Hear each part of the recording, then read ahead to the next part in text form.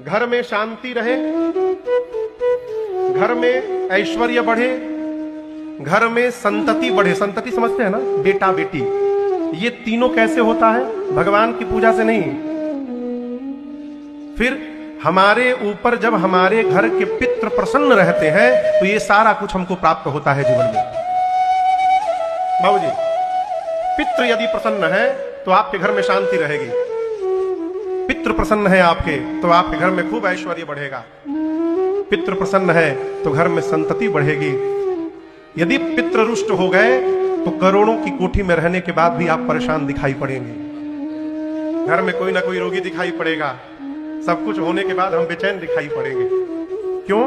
पितृ जब प्रसन्न होते हैं तो उनके एक एक रोम से हमारे लिए आशीर्वाद निकलता है। अब पितृ कब प्रसन्न होते हैं, ये प्रश्न है। तो आप दर्शन करिए, कल्पना करिए आगरा का कोई बच्चा बहुत बड़े पद पर बैठ जाए, बहुत नाम हो जाए उसका जगत में, तो वो तो बाहर रहेगा। जैसे मान लीजिए कोई खिलाड़ी ही बन जाए तो वो तो बाहर रहेगा। लेकिन आगरा में कोई भी यदि उत्सव हो रहा है तो उत्सव करने वाले उस बच्चे के पिताजी को विशेष अतिथि बनाकर बुलाते हैं, मंच पर सम्मान करते हैं, माला पहनाते हैं, कहते हैं अमुक के पिताजी हमारे विशिष्ट अतिथि हैं आज। उस मंच पर पहुंचने के बाद पिता को जो आनंद प्राप्त होता है वो दुनिया में कोई नहीं दे सकता। जब बेटे के कारण पिता को सम्मान मिलता है ना, तो पिता का आत्मबल 7वें आसमान पर रहता है।